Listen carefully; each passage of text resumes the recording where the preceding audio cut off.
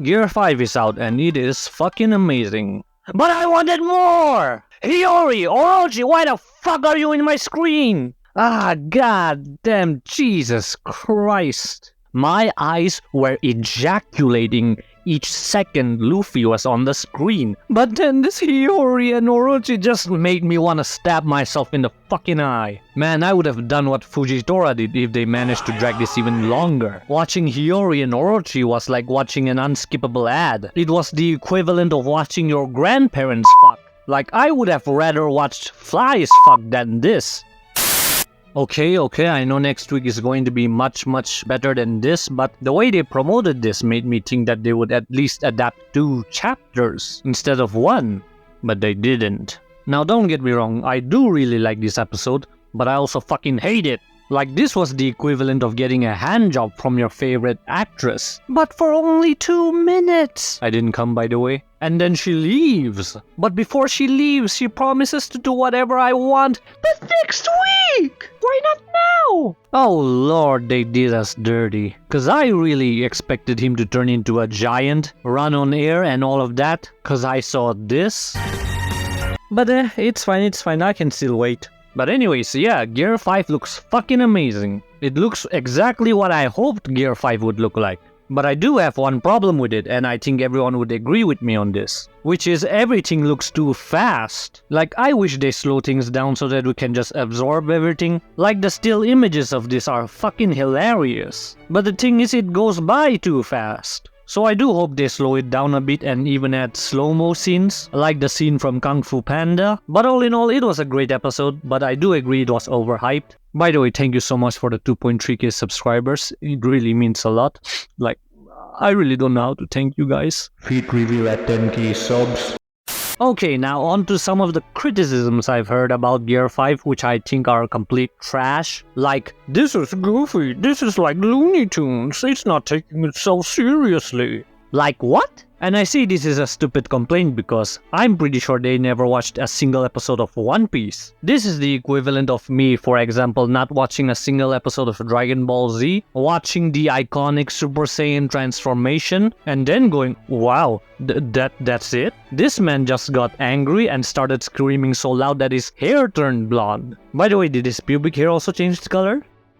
And that's the thing, without context, without story, without the build-up, my description fits right in. So the same thing applies for GEAR-5. Luffy has always been goofy. And not just him, the entire show has been like this for the last 25 years. Adding comic relief, comedy, gags. Man, look at Luffy vs. Arlong. Luffy vs. Crocodile, we got Water Luffy, Enel, Lucci, we got Buggy in Marineford, Katakuri vs. Luffy. And even in Wano, the top commanders have been goofing around from time to time. But that doesn't mean that they are not serious. That's just how One Piece works, so GEAR-5 is perfect for this show, cause it amplifies all the things that I mentioned earlier. And if you think that's a bad thing, well, I don't think the stats agree with you. Okay, now on to the other criticisms that I keep hearing about, which are, if the world government knew about this, then why didn't they do anything from the start? Why did it take them this long?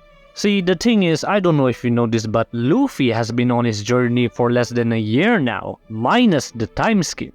Don't believe me? Let me give you some examples. The entirety of Wano arc took like 2 weeks. The raid ended before the sun came up, but hey, it took like 4 years in real time. Bruh, Dressrosa took like 2 years to finish in real time. But did you not notice that it never got dark till after we beat Doflamingo? Shit, canonically speaking, the fight between Luffy and Katakuri took longer than the entire arc of Dressrosa, for crying out loud. So what I mean to say is that the world government did what they could within the time frame they were given. And if you still think that they're incompetent, shit, even in our world, the US took 10 years to find Osama bin Laden. And where do you think they found him? In his own fucking house. And you're calling them incompetent? And remember, they don't have the Air Force. The best thing they have is this. The internet just got discovered, and Jinbei is already afraid of it for obvious reasons. And the best thing they have for communication are telepathic snails. So no, the world government are not incompetent. They just had bigger problems to deal with, like Ace, the son of Goldie Roger, the Pirate King,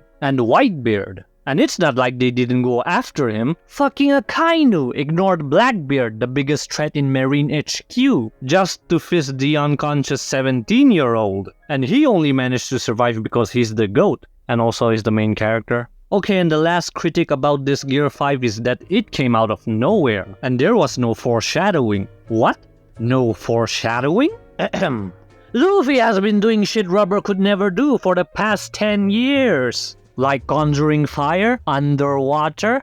What kind of rubber does that? And that ain't no hockey. He can fly using his elasticity, whatever that means. He can change the trajectory of his attacks with no explanation. And the most obvious one, being able to transform. Remember when it was mentioned that his fruit was actually a paramecia? Name me one goddamn paramecia fruit that can transform. And remember where he got his fruit from? Yes, Shank's crew. A crew that has no devil fruit users. So tell me, why would a crew with no devil fruit users have a devil fruit? I think I rest my case here. So anyways, thanks again for the 2.3k subscribers. If you're not subscribed, please do. So yeah, that's it.